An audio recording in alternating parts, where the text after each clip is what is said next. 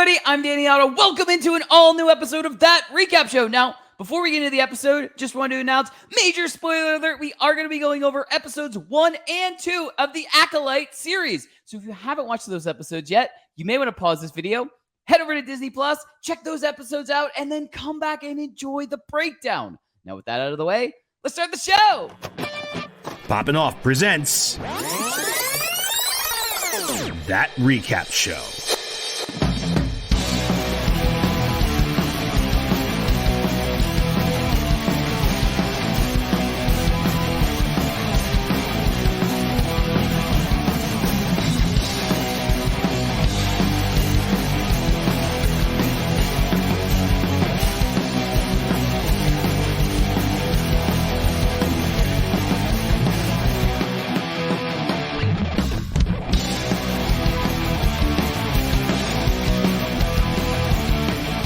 All right, joining with me to break down episodes 1 and 2 of the Acolyte series, it's Jon Jon Rico. Hello. Hello. What's going on? We are High back. Republic time, baby. Exactly. That's what I was gonna say. We are back with some brand new Star Wars content, and you know, it's all new to us. Oh yeah. Old Very to us, or old to us. I don't know how this works anymore. Timey wimey. Everything's confusing when we're talking about long ago in a galaxy far away. Yeah, it's even longer ago. I know. That's what I'm saying. You put another ago or two on there, and that then we get it all accurate. These are 100 years before the prequels, right? That's what we're talking about now. Yeah, we got the little text, and that kind of gave us like a nice little kind of setting the groundwork for like what we were gonna see, right? Like, or giving us the setting, like a time of peace and prospering for the Jedi and the Galactic Republic. And a nice 100 years is a nice little chunk of time before that too. So like it's not too long before. Like we could have gone like 400 or 500 years before if we really wanted to, but like it's just far enough where it's like, ooh, it's like right on the cusp of like what's about to happen. So like yeah, it's very interesting. Yeah, it's really cool. And kind of getting right into it, I just gotta say, damn, they killed Trinity off real quick. Yeah, they did. That's literally my first thought after that opening scene. Not that anything was wrong with the opening scene. I actually thought that was an incredible opening scene. Oh, and so good. You know, to have that as our very first experience in the entire, like, it set the tone for the first and the second episode and the series in general. It kind of just showed us like, oh shit, like this is gonna be a wild ride. But yeah, I did immediately had to think of that because we had, you know, the same actor from the Matrix. But I was just like, yeah, Carrie-Anne Moss. Yeah. What's really cool is we are getting to see, you know, the true kind of power of the Jedi type of thing. So it almost is like she really was Trinity from the Matrix type of thing. Because that's what it kind of looked like. She's stopping blades in midair and stuff like that. Like, you know what I mean? So it was almost like somebody just like hacked into the Matrix and put like a Star Wars mod in there type of thing. And just kind of like, I was thinking in terms of like a video game. I was like, oh, this would totally sync up in a Matrix movie or video game. Yeah, I know Kung Fu. Exactly. Yeah, I know the Force. Like, yeah. Well, it's funny because they kind of developed this like martial arts style for the show, and they called it Force Fu, which is really funny. And kind of watching her do like and fighting all defensive too. Like she never was once like the offensive attack. Yeah, she was using it all as kind of like deflecting attacks and using the Force in little ways too. Like I love the way when she stops the blade, and then May uses it to switch the hand and goes for the neck with the other hand. Like, yeah, there's some really cool choreography. Yeah, really cool. But Rico, what were some of your instant reactions for episode 1? I really enjoy like the way the series started. When we're getting like this detective story in Star Wars, which I think is a really cool way. One, it just feels fresh in Star Wars to kind of have another style of storytelling like this. I think especially being set in the High Republic, I think it lends itself well to kind of showing the Jedi in a different way, like because we saw them at a time where they're kind of like war generals during the prequels, essentially, because they were kind of used for a different purpose there. Yep. And then of course we saw them later on where they were basically like kind of extinct, or basically like they were kind of scattered across the galaxy, not really much of a force at all. So kind of getting to see them at like they really at their heyday, where they're kind of like this police force, or they're actually like guardians of the peace, is really interesting. And being set in the High Republic, like there's a lot of like little tweaks and changes that stuff like aesthetically. That's a lot different from like the Star Wars that we know in like in the Galactic Republic era. But it still feels very Star Wars at the same time. So it's like Yeah. it feels fresh enough that like we don't have any attachment to the stories before. But at the end of the day, I still feel like I'm watching a Star Wars story, which I think is really great. One of my favorite scenes in the entire episode is the prisoner mutiny scene on the prisoner ship. When Osha first gets captured and she's being held with all those other prisoners. First of all, the show has a great blend of practical and CGFS because some of the prisoners look really awesome. There's the one dude who's got like the whole robot face and Yeah. kind of weird, like just incredible looking work there, like the practical effects on him. But I like the one when they all like kind of ditch her, even the one that she wakes up and then he leaves her hanging in a tube. But then when she kind of buckles in and lands, it's just like it just reminds me of Revenge of the Sith when they do another happy landing scene from the beginning of the movie.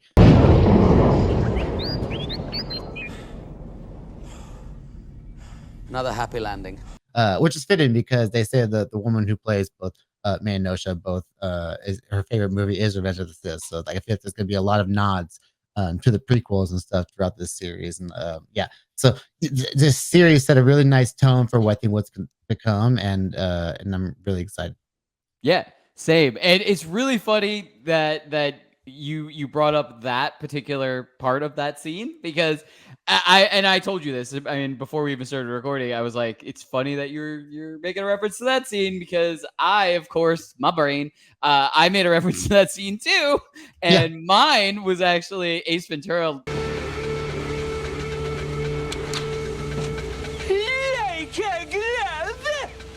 Like a glove. Because that's always on my mind just because of the way that our squad plays Fortnite and we're always driving and somebody's always crashing constantly. But yeah, so that reference is always on my mind anyway. But I just thought it was funny that we both had references to that scene. But Rico, you want to get to some big takeaways? Yeah, let's do it. Awesome. All right. I'm going to kick off takeaways. And the way we're going to do this is kind of how we've had to do this when, we have multiple episodes and releases. So we're going to do takeaways from episode 1.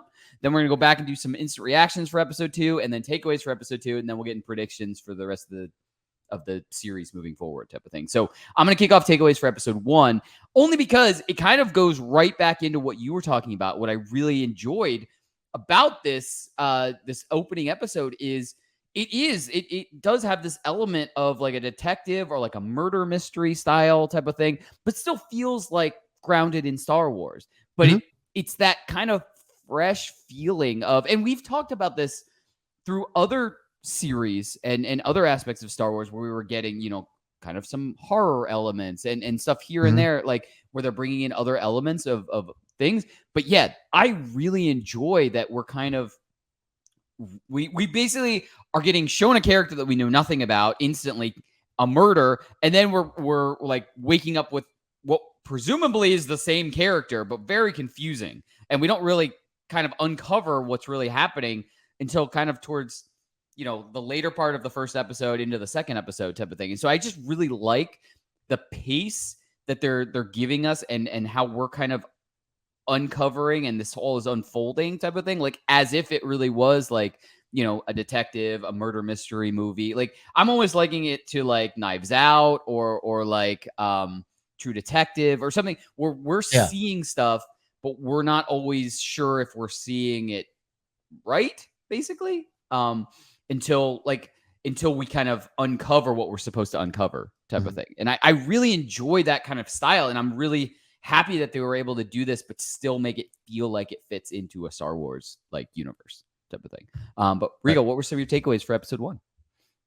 Yeah, speaking of the whole, especially the opening scene where we start off with May and the whole fight with Indar, and obviously the way she's able to defeat Indar, and which kind of kicks off the whole story of the series, right? And then immediately we get the title card, and we're kicked off with meeting Osha for the first time, and yeah, at first you're kind of left with that little bit of confusion because it almost feels like almost like May's waking up from a dream if you thought that was the same person, and then as you start to kind of learn a little bit more about it, you're like, this is not the same character that it kind of gave off the same feeling in the opening scene. So you kind of start to quickly put together these are two different people. And I only saw the trailers maybe once or twice each, so like I wasn't following the marketing as much. But I feel like I guess they made it pretty clear they're following the story about these two twin sisters, and like they didn't want to cause confusion of that right away. So I really do like that they didn't drag out the whole reveal of them being two separate people and them being sisters. And like the fact that that's not the mystery itself is like why she's doing it. But really the mystery is why she's doing this, but we don't realize that like there's really something bigger at play here because it's like the Jedi's reactions to May in general are just all very telling of what the actual bigger mystery is going to be. And of course, when we talk a little bit more about episode two, a little more, learn a little bit more about like each character's motivations, which I think is going to be very interesting as well. So yeah, I really do like that they didn't drag out like this like big twist reveal that they were like, oh, Right. there's an evil twin out there because like yeah, it's pretty obvious that like, the way they're setting it up, but I do like that they set this kind of bigger story at play when it comes to the Jedi and their role in that whole storyline, their whole origins, you know. So yeah, I just find that really an intriguing way to kind of handle that twist. Yeah, absolutely. I mean, look, there's a lot of questions after Mhm. even the first two, but we'll dive more into that kind of in predictions when we start kind of getting back over to the predictions for the entire series moving forward after we kind of go over a little bit more for episode 2. So you want to move to some instant reactions for episode 2? Yeah, let's do it. Awesome. All right, I'm gonna kick these off.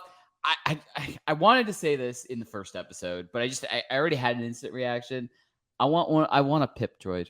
Like it just he seems so cool. Like he's a tool. Like you could use him like to fix stuff. And This is like a cassette player almost. kind of. But Yeah. but he's also like a multi-tool. Like he Yeah. was like just pulling them apart and like he had different. Yeah, that was really cool. Otherwise, I thought that was awesome. Like Mhm. that seems like such a cool droid to just like have in daily life. It's just like you have a multi-tool, but you have a sentient multi-tool.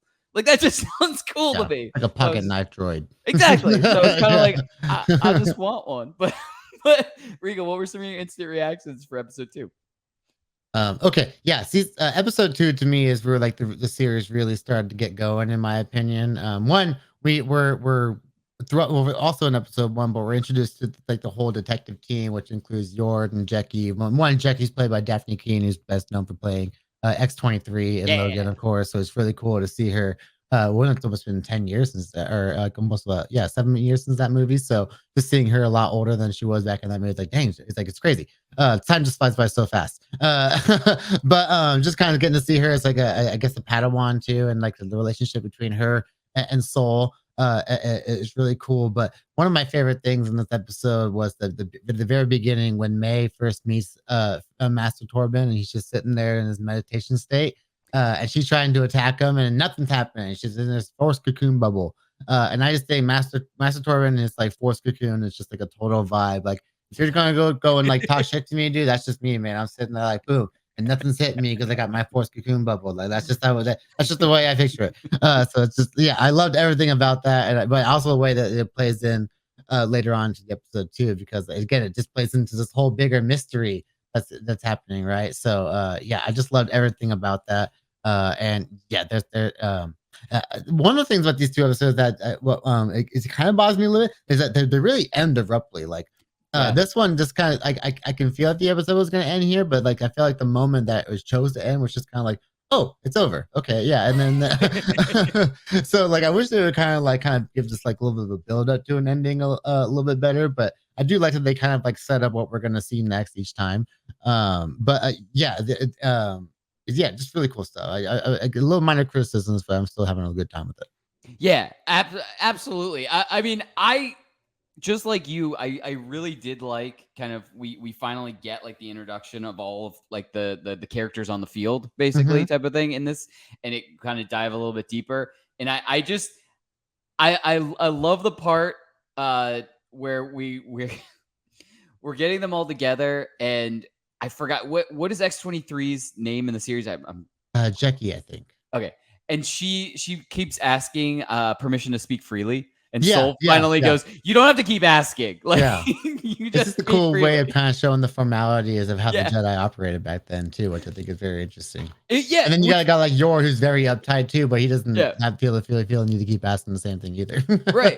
But what's really cool is it does kind of in that moment, it kind of does show us like this, oh, this is a different era for Jedi, like Mhm. type of thing where you couldn't because our experience with Jedi is they're our main characters are almost novice type of thing. We had Luke Skywalker, who had no idea what it was about, go all the way from that to like, overpowered Jedi type of thing. And we had the same thing with the sequel series where we had Rey, where you know what I mean? It's always been kind of like our main characters have been more of the novice Jedi to go to Jedi Master type of thing. Right.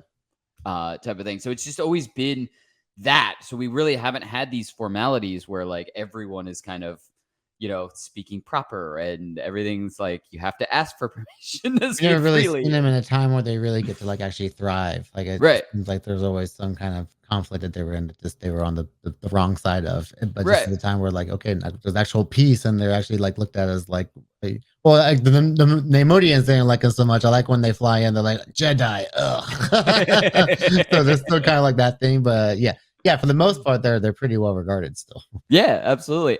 You want to get to some takeaways for episode 2? Yeah, let's do it. Awesome. All right, why don't you kick off takeaways for episode 2?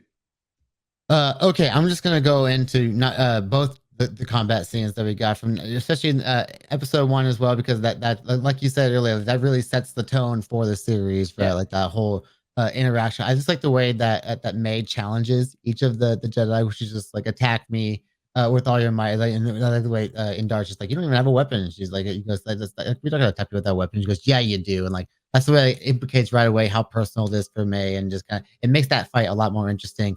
But the fight between her and Master Soul is my favorite fight. Easily by far. Lee Jung Jae as Master Soul is awesome. One, I think he learned English just for this role, which was really cool because he's known for Squid Game. But like I just like the kind of the gentle side of his character, like especially the way that him and Osha interact with each other. Like he's very quick to like not like judge her right away. He's willing to hear her out, and obviously I'm like, okay, good. They're not like just kind of like these closed-minded Jedi who just kind of like are doing what they have to do. If they have the proof that they need to hear, then they're willing to like hear her out. So I thought that was really cool. But also the way that May's master is kind of telling her that like to defeat them without a weapon, essentially a Jedi without a weapon is something that she needs to do to kind of like take a step forward, I guess. It really makes for some really creative fight sequences, because obviously we're not leading on the whole lightsaber versus lightsaber thing, even though I think we would love to see some lightsaber versus lightsaber fights, especially when you have all these Jedi here, of course. But just kind of seeing that's like they didn't the Jedi always didn't have threats that they were regarded like other Force users, and this is kind of like the start of that, I would say. Like we're kind of seeing the seeds of that being placed. So it's kind of cool to see enemies of theirs that have to take more creative ways to defeat them. And we see, of course, May do it right away when she takes out Indara. So that kind of establishes how formidable she is right there. So I think it's going to make some really fun fight sequences that we haven't seen in Star Wars in a while. Absolutely, totally agree. All the fight sequences so far were awesome. And yeah, I can't wait for more. And yeah, I mean, so far lightsabers have just been like to show off. Like I know one guy was just using it like as a flashlight almost. It just kind of Yor pulls out like and then Indara only pulls hers out in self-defense basically, and that's when they kind of like, you're only gonna use that if you're gonna kill with it. Right. And then when you kind of look back at what we're being set up now, it kind of looks like that she's doing more than just kind of self-defense. It looks she's trying to protect something bigger. So I think very interesting stuff. Yeah, right. For my takeaway, and I'm assuming you knew that this was going to be my takeaway. It's just 2 words: Wookiee Jedi. Yep. Yeah. Yep. I you were talking about how how they kind of just all abruptly end, but I was just like, as soon as that happened, I was like, I don't need anything else for this episode. That's it. That's what I want. Kel Naka he's like one of the 4, I guess, that they were looking at too, which is pretty cool.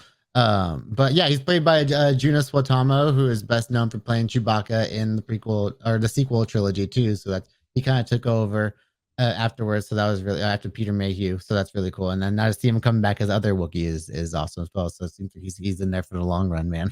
That's awesome. Yeah, I love it. So excited to see. And this is like just me asking for more, like type of thing would have been if he had just pulled out the lightsaber at the end type of thing. Oh yeah, they wanted they left you a little teaser like he's there and you know it's gonna happen. So Yeah. it's like and you know they're setting up some big stuff there on Kofar too because I'm pretty sure just based on the footage we've seen, there's some pretty big stuff that's gonna happen down there. Yeah, I can't wait. I can't wait to see more of him. But yeah, that was my biggest Yeah. takeaway.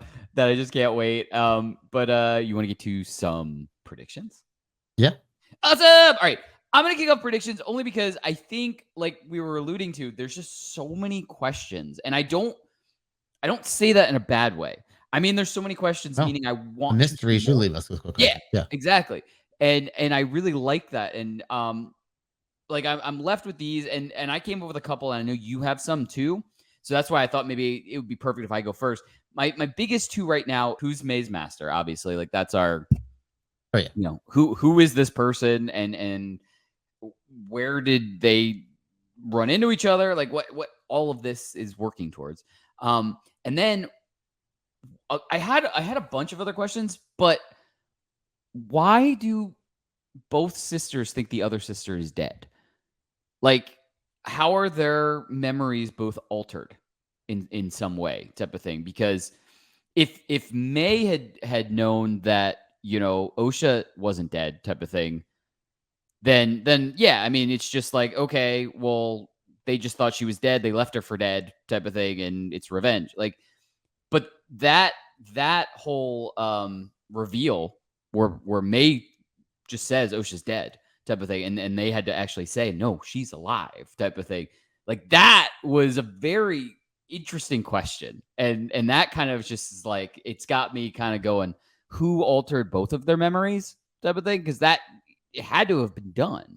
Like if neither one of them remembers those events, right? Like something shady's happened to both of them, type of thing. And so like that's kind of, those are my two biggest questions, obviously. But like the second one is kind of the one that I'm kind of wandering down rabbit holes to try to like figure out what people's thoughts are for that. But Rico, what are some of your predictions? I guess some of the questions, some of the predictions moving forward. Everything's fair game.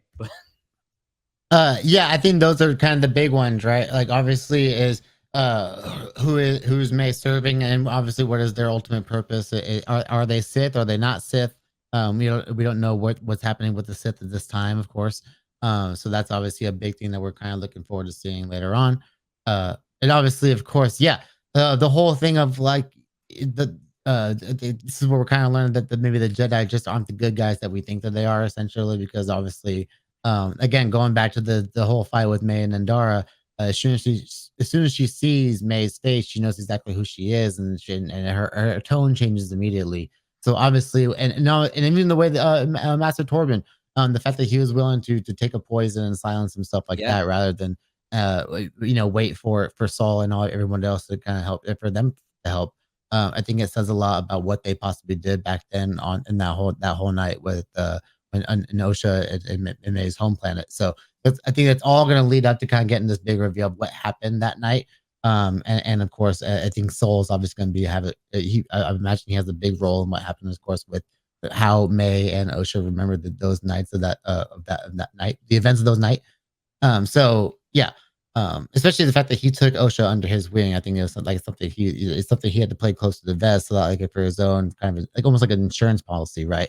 And then of course, like, he was able to like kind of mind wipe May, and I think when she was gone, like, Osha and Soul basically like, yeah, we saw her die. Like they're both Right. under the impression that they saw her die, and I have a feeling that maybe Soul possibly like just mind wiped May, so that whenever she woke up from her presumed death, she just thought that Osha's been dead the entire time. And obviously, they're both connected through the Force in some way. Obviously, we have those crazy scenes where Visions, they're yeah. like the young versions of themselves and the poet, these little poems they're saying to each other, which are really creepy but like the indication of like that whole connection between them is very interesting, and even the fact that Osha lets her go, such as I think she obviously misses those shots on purpose, and you can even kind of tell with the way that Soul looks at it, like, like, I don't know what you're doing there, but like, I'm on to you. So like it's turning into a whole like like trust issues, and like on top of a mystery. So yeah, they're really building up some really good tension here, and then and we get to see Kelnaka next episode be a Wookiee Jedi too as well. So there's a lot to look forward to.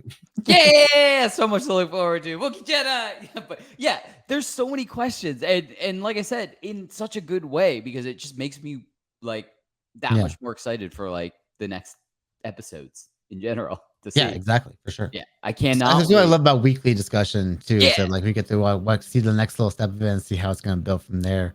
Yeah, it's just a really good time. Yeah, I can't wait for more. But as we always say, that's what we think. Let us know in the comments below. What did you think of the first 2 episodes? And, what do you think overall is going to happen? And are you as excited as I am for more Wookiee Jedi?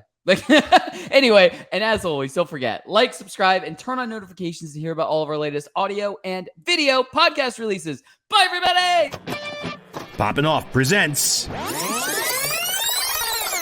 That Recap Show.